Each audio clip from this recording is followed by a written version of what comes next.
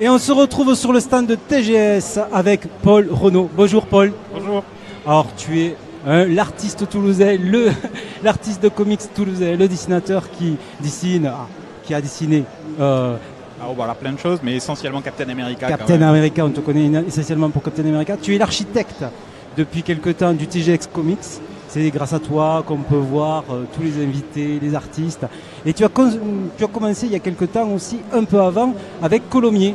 Tu as organisé des rencontres. Oui, la médiathèque de Colomiers m'avait contacté pour organiser des conférences en invitant des artistes américains. Ouais. Et à cette occasion-là, je crois que j'avais fait 5 sessions avec notamment Bob Layton qui est là cette année. Et ça avait très très bien fonctionné. Je pense que le public était content. Alors, comment tu fais pour concilier ta vie de dessinateur avec les délais que tu as, parce que Marvel, il te demande quand même de dessiner rapidement, tu as des épisodes et tout ça, des couvertures, et toute cette organisation que tu fais en parallèle, parce que tu as une volonté effectivement de faire découvrir la culture comics à tous. Donc au Toulouse Game Show, tu as le TGS Spring Break, tu as le gros TGS, mais tu as le Pau NM Game Show, tu as le Perpignan. Comment tu fais? Celui de Montpellier aussi qui arrive très vite. Ouais.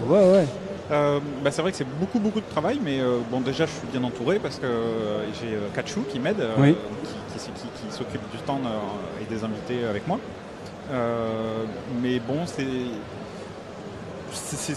une volonté que j'ai de rester toujours occupé. Ça me pèse pas tant que ça, dans le sens où c'est quand même des activités qui sont très différentes de dessiner. D'accord. Le dessin, c'est quand même très solitaire comme métier. D'accord. Alors que là, justement, au contraire, c'est être en contact permanent avec des gens.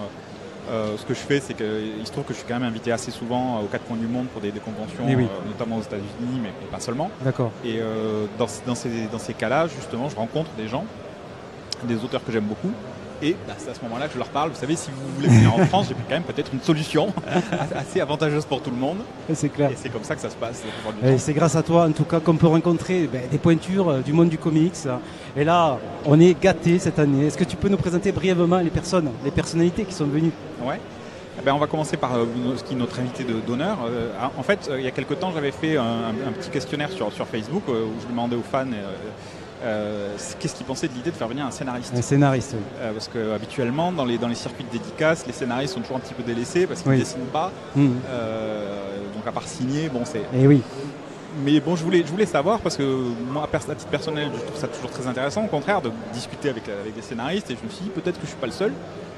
Et la réponse des gens a été unanime, et ils voulaient absolument. Et le premier qui m'est venu à l'esprit, c'est un de mes scénaristes préférés, avec qui j'ai déjà travaillé, et qui a fait beaucoup d'œuvres très classiques, que ce soit chez Marvel, chez DC, mais aussi en indépendant, des choses qu'il a créées lui-même. Il s'agit de Mark Waid. J'étais très très content de sa réponse, parce qu'il est extrêmement difficile à avoir. Oui. C'est la première fois qu'il vient en France, pour vous dire. Donc c'est le scénariste notamment de Kingdom Come, un chef-d'œuvre de DC Comics qui était peint par Alex Ross, qui était une pierre angulaire de l'univers et qui a beaucoup servi d'influence à l'univers cinématique de DC. Mais il a scénarisé toutes sortes de choses, et chaque fois qu'il est passé sur une série, elle est restée culte. Il est passé sur les Fantastic Four, sur Captain America pendant des années, plusieurs fois d'affilée. Il a fait une origine de Superman qui est magnifique, c'est Birthright. En Creator Own, ce qu'on appelle donc une création pure qui lui appartient. Il y a un album qui est paru récemment chez Delcourt qui s'appelle Strange Fruit, qui est un chef-d'œuvre, une BD dans une ambiance très Norman Rockwell sur l'Amérique profonde, quelque chose de vraiment magnifique. Avec l'équivalent d'un Superman noir. C'est exactement ça, dans une Amérique raciste du début du siècle. C'est un scénariste qui est très polyvalent, très intelligent, qui a un métier phénoménal pour avoir travaillé avec lui. Je crois que c'est le scénariste qui m'a le plus facilité la tâche. Ah oui. J'allais justement te poser la question, parce que j'ai l'album où vous avez travaillé ensemble, donc c'est Shield. Et donc ça a été comment de travailler avec lui? C'est un bonheur absolu. C'est-à-dire qu'il y a toujours des petites difficultés avec les scénaristes, parce que contrairement à ce qu'on pense, ils ne sont pas toujours super visuels. C'est pas des gens qui sont forcément amoureux du format. D'accord. Mark Waid, c'est un connaisseur, c'est un historien. Il a une culture phénoménale des comics. quand il écrit un scénario case par case, la première description, le premier angle qu'il décrit est immédiatement ce qui vous vient à l'esprit. C'est-à-dire qu'il a un instinct de l'image, du cadrage, de la séquentialité, qui est absolument. J'ai jamais vu ça chez d'autres scénaristes. Parce que c'est un lecteur en fait, c'est un fan de comics avant tout. C'est le lecteur de comics. Et du coup, sa connaissance aussi donc, de l'histoire de ces personnages-là fait qu'il a un humour. Il peut se permettre des choses parce qu'il les connaît bien. Donc ça va toucher les anciens lecteurs, les nouveaux lecteurs, ça va les amuser. Pour moi, c'est vraiment quelqu'un de. C'est ma réponse maintenant à Marvel à chaque fois qu'ils me disent qu'est-ce que tu voudrais faire, je leur réponds peu importe, je voudrais travailler avec Mark Waid. Ce n'est pas important les personnages, tant que c'est lui. Voilà. Je comprends. Donc Mark Waid vient, c'est vraiment un événement. Alors il y a une conférence d'ailleurs, je pense qu'elle doit débuter maintenant même. Il y en aura une demain aussi que je vais animer avec Valérie Mangin que vous avez interviewé à l'instant, parce que je trouvais que c'était intéressant de faire une conférence sur l'écriture du scénario, faire parler un Américain, sa façon de travailler avec les éditeurs américains, et faire parler une Française et son rapport avec les éditeurs franco-belges. C'était assez intéressant de faire la différence et d'en parler. Ah oui, c'est intéressant. Donc Valérie Mangin, qui est notre invité, parce que tu me demandais quels sont les invités. Avec Denis Bajram. Avec Denis Bajram. Donc Denis Bajram et Valérie Mangin, c'est des poids lourds de l'industrie franco-belge, mais qui ont toujours été très influencés par les comics et l'industrie américaine. Valérie, elle scénarise Alex Senator, qui est vraiment un gros péplum sérieux, historique et tout ça. Mais il faut savoir que c'est une fan de comics. elle lit tous les comics Marvel, DC. C'est pour moi ce qui fait sa grande qualité aussi d'ailleurs. C'est quelqu'un d'intéressé et d'intéressant. Et donc Denis, qui nous a fait le plaisir en plus de faire une couverture, une variante cover avec la complicité donc, de Panini Comics, qui traduit tout Marvel, et de Gibert, Joseph, le partenaire du TGS.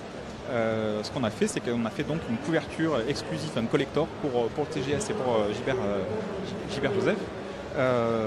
Cette couverture, c'est la couverture du Avengers Universe numéro 1. On en a tiré 1000 exemplaires. Il se trouve par le hasard de la programmation qu'un de mes épisodes de Captain America figure au sommaire en plus. Ce qui est encore mieux pour tout le monde. C'est clair. Et donc voilà, Denis est venu dédicacer cette couverture-là à mes côtés. Et ça s'inscrit aussi dans le cadre d'une autre nouveauté du TGS cette année. On a récupéré l'exposition Les 20 ans de Panini Comics. Panini nous a prêté cette exposition. Il s'agit de tout un tas de couvertures des gens comme moi par exemple qui travaillent pour l'industrie américaine directement pour Marvel, mais aussi une opération commerciale qu'ils ont fait pour célébrer les 20 ans de Panini en faisant travailler des légendes de l'industrie franco-belge, dont Denis, mais aussi Olivier Vatine, mais aussi Mathieu Laufrey, mais aussi Pénélope Bagieux, mais aussi Lewis Trondheim, plein de gens qui ont fait des couvertures sur des arcs mythiques, des œuvres mythiques de l'univers Marvel. Superbe collection, les 20 ans de Panini. Donc pour les gens qui viennent au TGS, toutes ces images sont exposées avec des commentaires écrits par Xavier Fournier, un fameux historien des comics. Et donc voilà, c'était une occasion de créer une synergie autour de tout ça. À part ça, donc j'ai toujours Makachou qui s'occupe du stand TGS Comics, qui juxte donc cette exposition. On a fait donc un petit mélange, faire revenir des habitués qui font toujours venir beaucoup de monde. Nous avons Barry Kitson qui est notre ami au niveau TGS Comics qui vient le plus souvent possible. Alors pas forcément à chaque fois non plus, mais on essaie de le faire venir régulièrement. Pour la première fois, on a fait venir Pascual Ferry, qui est un dessinateur espagnol que j'aime énormément, qui a dessiné chez DC, chez Marvel, qui a fait beaucoup de Thor fantastiques, les Fantastic Four. C'est un dessinateur vraiment dont je suis fan absolu et j'étais très heureux qu'il réponde oui, parce que c'est quelqu'un, encore une fois, de difficile à avoir. Donc c'était vraiment une bonne surprise. Yannick Paquette, qui est canadien. Alors ça c'est toujours très bien parce que ça permet de pouvoir discuter avec lui en français, les fans apprécient. C'est clair. Mais c'est aussi un poids lourd du comics, c'est quelqu'un qui travaille... Il a fait un Wonder Woman qui a été très remarqué. Il a fait un Wonder Woman avec Grant Morrison, qui est un des Wonder Woman incontournables en termes de comics, qui est édité en ce moment même par Urban Comics. Mais il a travaillé sur plein d'autres choses, notamment avec Alan Moore, c'est quelqu'un qui a beaucoup travaillé. Qui c'est qu'on a aussi... Et Bob Layton, tu ne nous as pas cité Bob Layton. Alors Bob Layton, dessinateur légendaire des années 80, 90, 2000, Il est évidemment associé à Iron Man, puisqu'il a dessiné les plus grandes sagas d'Iron Man, notamment celle où il devient alcoolique. Voilà. Si Tony Stark boit, c'est à cause de lui. C'est à cause de lui.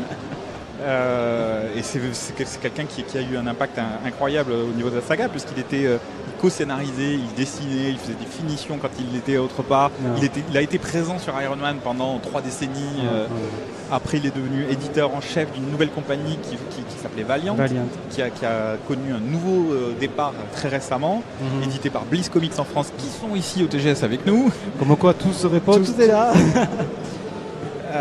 Avec leurs livres, on est toujours très heureux de les avoir parce que Valiant c'est quand même des comics de qualité, très originaux, un nouvel univers, et Bliss, une nouvelle vision. Bliss fait un travail formidable un très bon travail à la production française, c'est vraiment formidable. Voilà. Bon, merci de nous avoir présenté tout alors, ça. Attention, on n'a pas terminé. On n'a pas terminé parce qu'il y a mon idole, j'en parle toujours, je suis toujours très ému d'être devenu ami avec lui parce que c'est mon idole de jeunesse, c'est Olivier Vatine.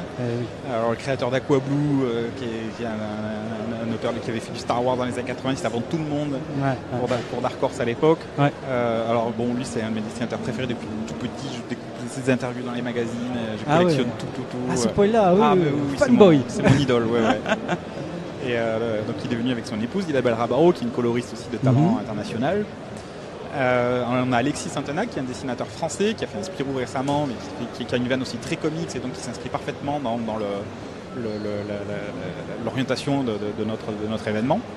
On a Xavier Fournier, qui est l'ex-rédacteur en chef de Comic Box, puisqu'il s'est arrêté, même si le site continue. Il est consultant chez Disney, il écrit encore beaucoup de livres sur les comics, c'est un expert. Il nous fait le plaisir d'animer une conférence avec Mark Waid. On a Aurélien Vives, qui est un éditeur de chez Panini, qui est venu nous voir. Donc il est responsable des titres Star Wars notamment et du magazine Star Wars. Insider. Voilà, qui va faire une conférence demain sur Star Wars à mes côtés et avec Olivier Vatine. Qui c'est que j'ai oublié? J'ai forcément oublié du monde, qu'il y en a tellement cette année. Là. Mais ça devient vraiment énorme, le TGS Comics. Ça. Ah ouais. C'est impressionnant, grâce à toi, merci. Franchement, grâce au public aussi. Nous sommes amateurs de comics, on se régale. Mais oui, c'est-à-dire que ça a de plus en plus de renommée, les gens en entendent parler, les dessinateurs en parlent entre eux. Pour tout te dire, la dernière fois que je suis allé au Comic-Con de New York et que je suis allé voir Marvel dans leur bureau, j'ai eu un des responsables qui est venu me voir en me disant « T'es au courant de ce que c'est toi TGS Comics ?» Il se trouve que oui. C'est excellent. Voilà. Bon, alors je voudrais parler un petit peu de la venue de Mark Waid, puisque ça te tenait à cœur effectivement d'accueillir un scénariste. C'est vrai qu'il est impressionnant, ça fait 30 ans qu'il travaille dans ce domaine. Son run sur Daredevil m'a particulièrement impressionné. Mais je voudrais parler de toi, parce que dis-moi, toi aussi tu as fait du scénario au début de ta carrière avec Catwoman. J'ai vu ça, et j'ai vu aussi Jungle Jam. Tu peux nous en parler? C'est au tout début de ma carrière américaine en fait, c'est-à-dire que quand des collectionneurs avaient posté mon travail en ligne, certains dessinateurs professionnels l'avaient vu et avaient apprécié ça, et un dessinateur qui s'appelle Frank Cho avait montré ça à l'éditeur de Catwoman, et ils m'ont immédiatement contacté, m'ont proposé d'en faire un que j'ai écrit moi-même, parce que j'ai toujours aimé faire ça, c'est-à-dire que dans les comics pour Marvel, pour DC, c'est très compliqué d'écrire ses propres histoires. Il faut vraiment être un vendeur et savoir pitcher des choses et avoir des connexions. Ça t'intéresserait? Absolument, bien sûr. De faire une carrière à la Bob Letton, par exemple? Ouais. C'est compliqué parce que quand on est français, l'anglais, même si à force je suis quand même devenu à l'aise, mais l'écriture demande quand même une maîtrise du langage et de l'époque. Il faut avoir un langage moderne qui correspond au langage parlé d'aujourd'hui. On ne maîtrise pas forcément toujours les codes aussi parfaitement et on ne peut pas facilement faire passer un bon scénario, une bonne idée. On peut passer à côté avec des dialogues ou des récitatifs un petit peu trop neutres. D'accord. Et ça va être le défaut des étrangers qui ne maîtrisent pas la langue aussi bien qu'un américain. Tout l'art du dialogue, je comprends. Voilà. Donc peut-être assister d'un dialoguiste, pourquoi pas. D'accord, je comprends. Alors, on va parler un petit peu de ton travail le plus récent sur Captain America. Tu as écrit pendant une longue période les histoires pour... tu as dessiné Steve Rogers, tu as dessiné aussi Sam Wilson. Tu as clos ton cycle avec l'excellent Génération Captain America. Est-ce que les adieux ont été un peu, je sais pas moi, déchirants ou pas? Ah oui, c'était un petit peu triste, surtout qu'en effet, donc, le Generations était la fin le point final de 2 ans de Captain America du scénariste Nick Spencer. Pour ma part, j'avais dessiné donc beaucoup de Sam Wilson, fait des couvertures beaucoup pour Steve Rogers, mais j'étais pas forcément le dessinateur officiel. Mais bon, ça représente quand même 2 ans de ma vie. On était plusieurs. Ça représente 2 ans de ma vie. Et de dessiner le chapitre final qui mettait fin, alors je ne sais pas à quel point je peux spoiler, mais bon, je pense que c'est quand même assez connu même par rapport aux publications françaises, parce qu'on est toujours un peu en retard. Ouais, on s'est pas encore sorti, mais bon. Mais c'est la fin du fameux arc de Captain Hydra, donc Secret Empire. Voilà, Secret Empire. Et le Generations raconte le retour de Steve Rogers tel qu'on l'a toujours connu. Scénarisé, donc la nouvelle série qui va être scénarisée par Mark Waid, qui est scénarisée déjà maintenant. C'est ça, ouais. Donc toi tu travailles maintenant sur T'Challa, donc Black Panther. Oui. Ça va sortir très bientôt, ça sort quoi, en février, c'est ça? Ça sort en janvier. Le premier numéro sort en janvier. C'est une mini-série. C'est une mini-série en 5 qui raconte l'origine, pas l'origine, parce que l'origine ça sous-entendrait avant, c'est les débuts. Donc ça va traiter, parce que Black Panther, comme beaucoup de personnages un peu mythologiques comme ça, ça se transmet de génération en génération. Donc notre histoire commence avec son grand-père, le premier, pas le premier, mais le premier Black Panther qui a exploité l'île Marvel, qui rencontre Captain America pendant la Seconde Guerre mondiale. D'accord. Mais le premier numéro va se centrer sur le père donc, de T'Challa, de ses débuts jusqu'à son décès. Et au moment où T'Challa donc devient officiellement le roi du Wakanda. C'est une origin story, quoi. C'est une origin story, et le numéro 2, là on part directement sur T'Challa et ce que l'univers Marvel a raconté à travers toutes ces années, c'est-à-dire la rencontre avec les Fantastic Four, sa rencontre avec les Vengeurs, peut-être une altercation inconnue dont on n'a pas parlé avec Doctor Doom à un moment donné dans l'émergence de la nation du Wakanda dans le monde. Son coming out en quelque sorte, puisqu'ils sont restés cachés pendant des années, et T'Challa est le premier roi du Wakanda qui va dire au monde on existe. Voilà. Il y a le film qui va sortir en février. Est-ce qu'il y a une influence du film sur le comics ou pas du tout? Il y a une influence du comic sur le film, puisque le scénariste de la série Black Panther, Ta-Nehisi, avait été convoqué par l'équipe du film pour un petit peu être consultant sur ce qu'il avait fait lui-même. Donc on est quand même assez coordonnés sur... mais par contre, il n'y a aucune directive, c'est-à-dire que nous, on a carte blanche, c'est-à-dire que nous, à la base, on va plutôt leur servir de laboratoire. L'investissement est moindre sur un comics, donc on peut prendre tous les risques qu'on veut. C'est plus intéressant pour eux de nous laisser faire ce qu'on veut et de se servir, de prendre le pour le costume et tout ça, tu recentres un petit peu, il y a des indications à ce type-là pour essayer de faire concilier les deux. Ce qui s'est passé, c'est que récemment, il y a à peu près 2 ans, on a modernisé le costume de Black Panther déjà, c'est-à-dire qu'en prévision des films, on savait très bien que le vieux costume de Black Panther allait prendre une méchante claque. Donc on a été proactif là-dessus. Donc on l'a déjà un petit peu transformé en armure. Il est un peu plus rigide, un peu plus high-tech. Et donc moi, mon travail, c'était de faire le lien entre la vision classique du collant Black Panther noir tel qu'on l'a connu dans les années Marvel depuis les années 60, jusqu'à l'armure telle que high-tech qu'on connaît maintenant dans le comics actuel.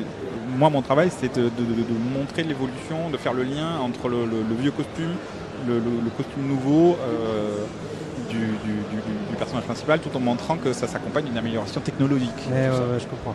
Mais c'est génial. Donc on va te retrouver en début d'année sur Black Panther, ça va être énorme. Merci donc d'avoir répondu à cette question. Une petite dernière, on va te retrouver sur des couvertures Star Wars, des choses comme ça. Tu as des projets à ce niveau-là? Oui, j'arrête pas. Alors, j'ai dessiné des couvertures pour une série de Captain Phasma. Qui faisait le lien entre l'épisode 7 et l'épisode 8. Qui vont sortir au cinéma. Et là actuellement, je dessine les couvertures pour une série de l'Amiral Thrawn, le gars tout bleu qui apparaît actuellement dans la série Star Wars Rebels, qui avait été créé par Timothy Zahn dans les romans à la base, qui était censé être dans l'univers étendu et donc qui n'existait plus, mais qui réexiste apparemment, puisqu'ils le réintroduisent maintenant. Et dans les comics, on est en train de faire son origine, son retour dans l'univers canonique de Star Wars. D'accord. Mais c'est toujours un plaisir de converser avec toi, Paul. Merci pour tout ce que tu apportes pour le TGS. Grâce à toi, à Toulouse, on peut rencontrer des artistes incroyables du monde des comics. Merci, Paul. Merci à vous.